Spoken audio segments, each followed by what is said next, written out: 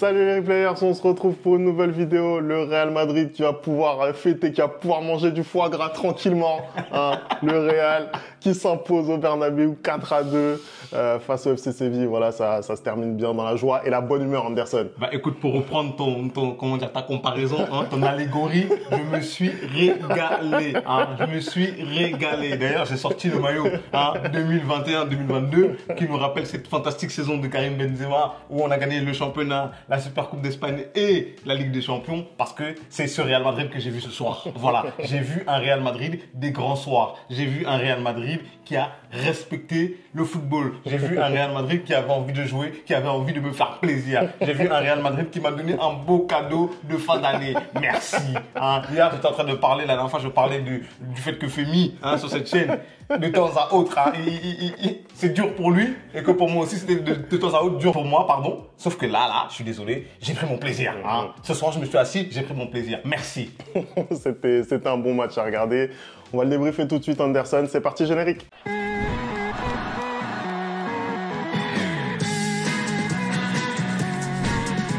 Allez, on commence tout de suite ce débrief. Anderson, c'était un Real qu'on aime voir. Un Real qui, malgré tout, encore une fois, démarre au petit trot. Bon, on est habitué avec eux. Mais globalement, ça a été un match largement maîtrisé avec 3-0 très rapidement dans le match. Le match est plié, ils peuvent dérouler, quoi. Écoute, déjà, on va revenir un tout petit peu par la surprise de Carlo Ancelotti dans la composition. Il a fait des choix. Moi, je vois la formation dès le début. Je revois encore un Lucas Vazquez à droite. Je vois un Camavinga à gauche. Je vois un Tchouaméni en défense centrale. Après, je vois la titularisation de Ceballos. Donc, je suis assez content. Devant, je vois que Brahim remplace Vinicius, vu que Vinicius était suspendu pour ce match-là. Quand je vois la défense, j'ai très peur parce que sur les 4 joueurs, il y a 3 joueurs qui ne sont pas à leur poste. Hein. Après, je me dis qu'il a mis Camavinga sur ce côté gauche-là parce qu'il avait un gros client, à savoir Luque Bacchio. Hein, et finalement, ça a payé. Camavinga sort un gros match.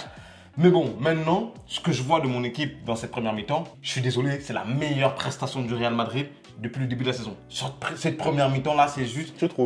Je trouve que la première mi-temps que le Real a livrée ce soir, elle est limite du même acabit que la première mi-temps la deuxième mi-temps qu'ils ont livrée contre Dortmund. Pour moi, c'est la même chose. C'est-à-dire que j'ai vu une équipe vraiment qui était bien organisée, une équipe qui pressait énormément. J'ai vu énormément d'intensité. En fait, tout ce que je leur réclame depuis le début de la saison, ce soir, je l'ai vu. J'ai été impressionné par la manière dont ils pressaient très haut. J'ai été impressionné par la manière dont absolument tous les joueurs de l'effectif faisaient des efforts. J'ai aussi été impressionné par les initiatives, le jeu collectif que le Real a produit ce soir. C'est incroyable parce que ça fait tellement longtemps que je ne l'ai pas vu, ce jeu collectif. Tu vois ce que je veux dire? Il y avait absolument de tout. Il y avait des joueurs qui portaient le ballon quand il fallait porter le ballon. Il y avait des joueurs qui n'hésitaient pas à combiner dans les petits espaces. Il y avait des longs passes. Il y avait des passes. Non, c'était magnifique. La première mi-temps, c'était magnifique. En fait, j'ai tout vu. J'ai tout vu. Voilà.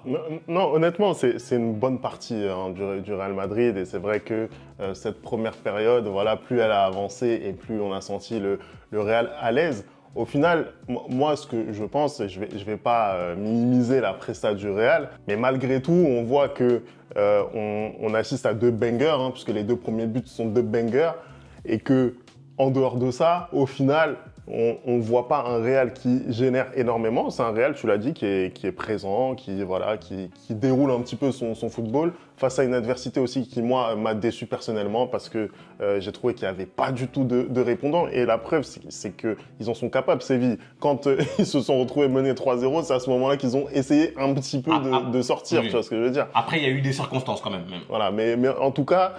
Je ne serais pas aussi dithyrambique, en tout cas sur la première période. C'était un bon Real Madrid, voilà. Non, moi je suis pas d'accord. Pourquoi? Parce que typiquement, Femi, en fait, depuis le début de la saison, on a un Real qui a du mal à démarrer ses matchs. On a un Real qui joue un peu sur un faux rythme, mais on a un Real qui a du mal aussi qui ne retrouvaient plus cette efficacité qu'ils avaient les années précédentes où dès qu'ils avaient une occasion, ils tuaient l'adversaire. Ce soir, c'est le cas en fait. Ce soir, c'est le cas et surtout que le principal argument que j'avance ce soir, c'est que j'ai vu une équipe où il y avait énormément de mouvements où des joueurs faisaient des appels pour créer des espaces. Et ça fait tellement longtemps que je ne l'ai pas vu. Si je prends le premier but, par exemple, fantastique, hein, pour le coup, parce que les gens disent, j'ai dit que j'allais arrêter de dire son nom tant qu'il n'allait pas faire de bonnes prestations. Bah, j'ai envie de dire quoi ce soir? Kylian Mbappé Lautaro a fait un très bon match. Voilà. Voilà. Non, c'est un Kylian bon match. Mbappé Lautaro a fait un très bon match. Et je pense que pour le coup, il ne vole pas son statut d'homme du match. Exactement.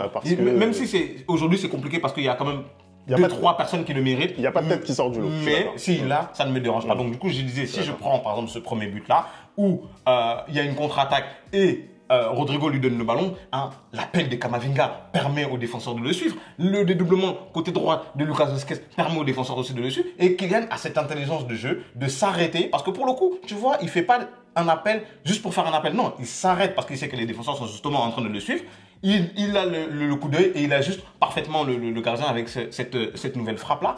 Quand je regarde le troisième but de Rodrigo, c'est la même chose. Hein. On a un Vasquez qui dédouble dans le côté. D'ailleurs, très très belle récupération de balle de Jude Bellingham qui écarte très très bien justement. On a un Kylian, cette fois-ci, qui prend l'appel dans la profondeur et du coup qui entraîne les défenseurs avec lui. Et Lucas Vazquez qui remet en arrière pour le but de Rodrigo. C'est ce que je n'ai pas vu du Real depuis le début de la saison. C'est ce que je n'ai pas vu. J'avais un Real qui comptait énormément sur des exploits individuels de la part de Vinicius Junior, notamment, qui n'était pas là ce soir. Mais ce soir, j'ai retrouvé un collectif, Femi. J'ai retrouvé un collectif, et ce, dans tous les buts du Real. Même quand je regarde le but de Valverde sur cette frappe de loin, il y a de l'idée, tu sens que c'est ça qu'il voulait faire. Et c'est ce que je te dis depuis le début de la saison, c'est que j'ai l'impression que le Real, il rentre sur le terrain et je ne sais pas ce qu'ils veulent faire. Ce soir, j'ai enfin vu une équipe qui savait ce qu'elle voulait faire. Hein. Ça nous est arrivé de prendre justement ce but après le 3-0 où je trouve qu'il y a deux responsables. Le premier responsable, c'est Rudiger parce qu'il n'a pas à sortir comme ça sur le joueur alors qu'il n'y a pas besoin, il y a déjà 2 joueurs qui le marquent. Et le deuxième responsable, c'est Tchouaméni parce que la défense, elle est juste catastrophique. Hein. Pour moi, il doit être au contact du joueur. En plus, le pire, c'est que tu vois qu'au début, il le fait ça. Il va vers le contact du joueur et après, d'un coup, tu sais pas pourquoi, il va au premier poteau et ensuite il revient. Donc, c'est totalement catastrophique. Mais encore une fois, c'est pas son poste. Et c'est pour ça que je milite pour que ce soit Asensio qui revienne dans cette défense centrale parce que Tchouaméni n'a pas les automatismes. Il y a plein de petits tâtonnements comme ça. Et à la fin aussi du match, pour le but du 4-2, c'est une perte de balle En fait, c'est une perte de balle de Kylian, mais moi, je ne veux pas en vouloir à Kylian parce que la passe de Modric, elle est très compliquée. La passe de Modric, elle est très, très, très difficile et Kylian, il est obligé d'essayer de contrôler le ballon comme ça. Il perd le ballon et malheureusement, on revient à 4-2. Mais sinon, dans l'ensemble, Femi, moi, j'ai vu de très, très belles choses et absolument tous mes joueurs ce soir. Tous mes joueurs ce soir. En fait, j'étais inquiet par rapport au fait que Vinicius ne soit pas là. Mais finalement, ce qu'ils m'ont montré en tant que collectif, bah, c'était magnifique. Voilà. Non, c'était un très bon match, encore une fois. Hein. Moi, je relativisais simplement par rapport à ce que Séville a montré, parce que, voilà, même si ça reste une équipe du ventre mou de la Liga aujourd'hui, bah, tu dois montrer mieux. Et le fait de te retrouver mené aussi rapidement 3-0 sans avoir rien montré, parce que pour le coup, pour moi, ils ont absolument rien montré avant ce troisième but-là. Bah, du coup, je trouve que voilà, ça met un petit peu quand même de... Voilà, c'est pas le grand Real Madrid, mais en tout cas, tu as eu raison de préciser qu'il y a eu des choses très intéressantes, notamment dans les déplacements au niveau de l'attaque, par exemple ceux de Kylian, qui là, pour une fois, commence vraiment à faire des appels de numéro 9, parce qu'on l'a souvent critiqué sur cet aspect du jeu. Je voudrais aussi parler de ses remises en une touche, parce que là aussi, on sent qu'il y a du progrès, ça joue beaucoup mieux et il sent beaucoup mieux les coups. Bien sûr qu'il y a encore des moments où il peut mieux faire, notamment sur le but de Brahim, parce que je crois qu'il y a Rodrigo qui fait l'appel, du coup, qui peut servir. Bellingham, parce qu'au début, justement, j'étais en train de... En fait, sur ce but de Brahim là, j'étais en train de me dire, mais il a fait n'importe quoi, parce qu'au début de l'action, il est à gauche. Il y a Brahim, il y a Rodrigo et Bellingham qui lui demandent le ballon. Et là, il est en train de tâtonner et je dis, mais joue en une touche. Et au final, la balle lui revient. Et là, cette fois-ci, il joue en une touche pour Brahim. Et là, c'est très très bien joué. Mais oui, tu vois qu'il y a des moments dans le match, même typiquement l'action où on le lance en profondeur et il dribble le gardien. Et il va s'excentrer à gauche. Pour moi, tu vois, ça c'est Vinicius. Vinicius, il fait un lob. Tu tentes en fait. Tu vois, il y a des moments quand même, tu sens qu'il n'est pas totalement à 100% et libéré. Hein, parce qu'il hésite encore à faire certaines choses. Et après, derrière, il fait le bon choix. Oui, après, derrière, il fait le bon choix après. Mais c'est ça en fait, c'est que tu sens quand même qu'il y a du mieux. Hein, tu sens qu'il combine. Moi, aujourd'hui, comme je le dis, j'ai pas envie uniquement de parler des buts. Aujourd'hui, il fait un but c'est un but, une passe décisive. Aujourd'hui, moi, ce qui me plaît, c'est dans ses déplacements. Aujourd'hui, ce qui me plaît, c'est la manière dont il a de jouer collectif. Il est beaucoup plus collectif qu'au début de la saison, hein, parce que c'est ce que je disais justement. S'il comprend qu'il doit être collectif dans ce Real Madrid-là, il va aller très très loin. Aujourd'hui, ce qui me plaît, c'est le fait qu'il presse énormément. Tu vois, il tente des choses, même s'il le rate. Il y a une action justement où il est dans la surface, il essaye de dribbler les deux joueurs et il met un point dessus. En fait, il y a énormément de variations dans son jeu aujourd'hui. Hein. Il peut tenter d'aller tout seul, il peut tenter de décrocher, il peut tenter d'aller à gauche, il peut tenter de donner le ballon en une touche. En une touche. Et c'est ça que j'aime en fait. C'est ça que je demande depuis le début de la saison. Que son jeu ne soit pas prévisible, que son jeu ne soit pas lu à 10 km à l'heure, à 10 km de distance par le défenseur. Et ce soir, il a mis. Donc, il peut avoir des ratés. Hein, il peut avoir des ratés, mais il peut aussi avoir des réussites comme cette magnifique frappe qu'il a mis. Ça me rappelle un peu son but qu'il a mis au début de la saison. C'est un peu dans le même style. Mais voilà, moi j'ai trouvé une équipe aujourd'hui, la passe décisive qu'il fait pour Brahim, elle est juste fantastique. Tu vois, tu t'es trompé juste avant, mais là, cette fois-ci, tu mets le ballon en une touche. Tu n'as pas besoin de faire 2, 3, 4 touches de balle. Tu vois ce que je veux dire? Et ça a été le cas pour absolument tous les joueurs. Au milieu de terrain, Ceballos, il a été fantastique. Hein. Vraiment, moi, je commence à me dire que, mais en fait, ce double pivot là, peut-être Ceballos, Camavinga, ben, ça va marcher très très bien. Tu vois, mon milieu de terrain, je commence petit à petit, plus la saison avance et plus je suis en train de le dessiner. Ceballos, Camavinga, Valverde et Bellingham. Tu vois ce que je veux dire? C'est en train de se dessiner tout seul. Et franchement, ça me fait plaisir parce que j'aurais jamais imaginé que en fin d'année 2024, on serait là où on est, avec le début de saison qu'on a fait. Ah ouais, ça c'est clair. Voilà, en octobre, j'étais en train de me dire que ça y est, c'est terminé, frère. On avait pratiquement 11 points de retard sur le leader. Hein. D'ailleurs, merci au Cholismo. Le Cholismo n'est pas mort. Le Cholismo vit toujours. Mais quel match de fou ça d'ailleurs. On va en parler, je pense, hein, quand on fera notre vidéo avec Wahid. Mais juste avant qu'on se projette justement sur la suite en Liga, moi je voudrais revenir sur ce que tu disais tout à l'heure, et notamment sur le but sévillan, le premier. Parce que ça me permet justement d'ouvrir le débat et de te poser la question sur la saison, la première moitié de saison de Rudiger. Parce que il y a plusieurs moments, là en l'occurrence il est pris sur cette action-là, il y a plusieurs moments où je trouve qu'il laisse énormément d'espace dans son dos, où il se jette beaucoup. Qu'est-ce que toi tu penses de sa première moitié de saison? Bah déjà Femi, tu t'avances un peu. On avait décidé qu'on allait faire une petite vidéo bilan, hein, mais maintenant tu veux qu'on parle de ça ce soir. On va juste parler de Rudiger. Non, mais en vérité, il y a énormément de bons moments dans ce début de saison, mais il y a aussi des moments où je sais pas, je comprends pas Rudiger. Il y a des moments où il est pris de folie, il sort de sa défense. Ah non, mais c'est la vérité. Il est pris de folie, il sort de sa défense, je ne sais pas pourquoi. Là, ce soir, c'est un exemple. Il n'y avait pas besoin d'aller faire cette intervention-là. Et en effet, il y a plein de fois où, même si c'est le patron de cette défense aujourd'hui, je pense que le premier nom que Ancelotti met après Thibaut Courtois dans sa formation, c'est Rudiger, c'est le seul défenseur de métier. Il y a énormément de moments d'errement, tu vois, d'errement. Et je comprends pas parce que c'est un joueur qui est expérimenté, c'est un joueur qui a du vécu, hein, qui est passé par énormément de grands clubs et de temps à autre, je ne comprends pas les choix qu'il fait forcément. Et ce soir, c'est regrettable, hein, même si l'erreur qu'il fait ne conditionne pas directement le but. Parce que pour moi, la plus grosse erreur vraiment, c'est le marquage du Tchouaméni. Le début de saison de Rudiger, je dirais que pour l'instant, il est bon. Et je dirais qu'il y a pas mal de matchs où il nous sauve, en effet. Mais tu as raison de pointer. Il y a aussi pas mal de matchs où il y a énormément d'erreurs de la part de Rudiger. Pour l'instant, c'est pas préjudiciable, pardon. Pour l'instant, c'est pas dommageable, étant donné la position dans laquelle on se retrouve. Et surtout que, mine de rien, qu'il fasse des erreurs ou pas, c'est le seul vrai défenseur central qu'on a aujourd'hui et c'est le seul vrai patron de la défense qu'on a aujourd'hui. Maintenant, moi, je préfère quand il est associé avec un Raúl Asensio. Je ne sais pas pourquoi, il y a une sorte de complémentarité, tu vois. C'est un peu la même chose quand il était avec Alaba, hein, parce que je trouve par exemple, typiquement, un Rudiger et Militao, ça va pas ensemble. Je ne comprends pas pourquoi, mais ça va pas ensemble. C'est moins bon qu'un Militao Alaba ou qu'un Rudiger Alaba, tu vois ce que je veux dire? Alors que là, Raúl Asensio et Rudiger, bah, ça marche très bien. Et donc, j'espère que Ancelotti va remettre cette défense centrale, en tout cas. J'ai envie aussi de te lancer sur Lucas Cafu Vasquez parce que voilà, tu l'as suffisamment critiqué sur cette chaîne pour pas que je te donne l'opportunité, hein, de parler en bien de Lucas Vasquez. Donc c'est maintenant, Anderson, c'est maintenant. Aujourd'hui, non, je vais dire la vérité. Aujourd'hui, Lucas Vasquez fait un très très bon match. Typiquement, je vais pas vous mentir, hein, si je dois décider qui est l'homme du match, Pour moi, je peux mettre Lucas Vazquez aujourd'hui parce qu'il est pratiquement impliqué sur les 4 buts du Real Madrid. Hein, que ce soit en faisant des appels qui permettent de libérer l'espace ou que ce soit avec une passe décisive. Hein, moi, j'ai trouvé qu'il a fait un très bon match aujourd'hui. Mais pourquoi il a fait un bon match aujourd'hui, Femi? Tu l'as dit dans ton analyse. Tout simplement parce que l'adversaire n'a rien proposé. Et à partir du moment où l'adversaire ne propose rien et ne met pas en danger Lucas Vazquez défensivement, il peut accomplir très bien son rôle offensif. Et ça, depuis le début de la saison, je le dis que offensivement parlant, il est très bon. Moi, ce qui me dérange chez Lucas Vazquez, c'est défensivement parlant. Comme je te l'ai dit, quand j'ai vu la défense aujourd'hui, j'étais pas content de 2 choses, de Tchouaméni et de Lucas Vazquez. J'étais pas content non plus de voir Camavinga à gauche, mais je sais qu'il peut assurer.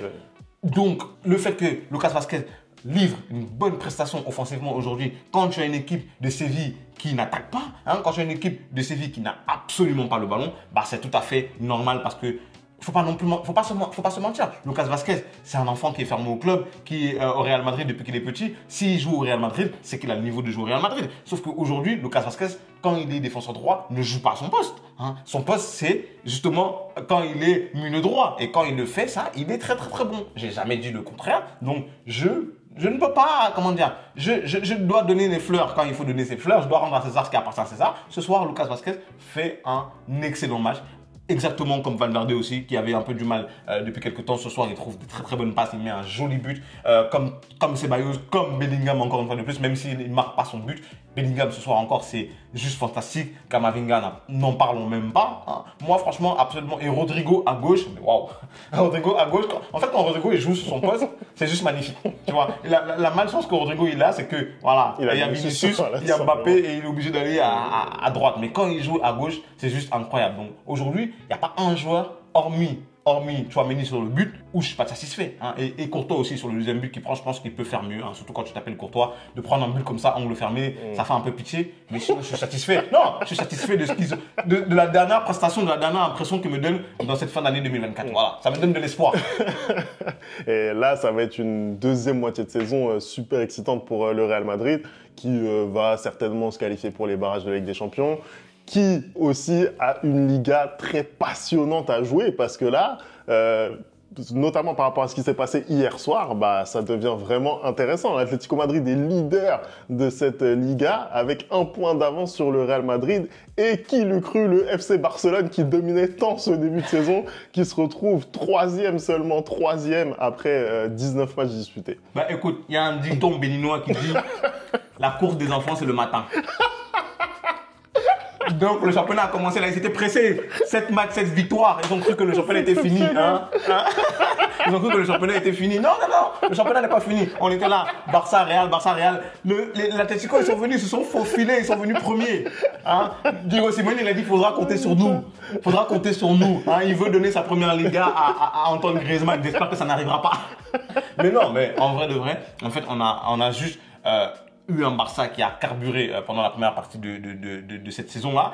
Et à un moment donné, je pense que les adversaires ont commencé à comprendre aussi ce piège de hors-jeu qu'ils mettent. Hein. On a un Barça, mine de rien, hier, c'est un hold-up ce que l'Atlético Madrid a fait parce que le Barça a dominé outrageusement le match. Hein. Et ils ont fait exactement la même chose qu'ils ont fait à Paris. Ouais, là, c'était vraiment... Pourquoi ? Parce que le Barça aussi voulait à tout prix gagner ce match-là, au lieu peut-être de se contenter d'un match nul.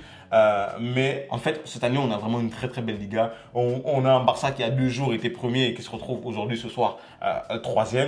Et le Real, surtout avec un début de saison catastrophique. Et aujourd'hui, à un seul point de l'Atlético Madrid, les 2 équipes ont un match en moins.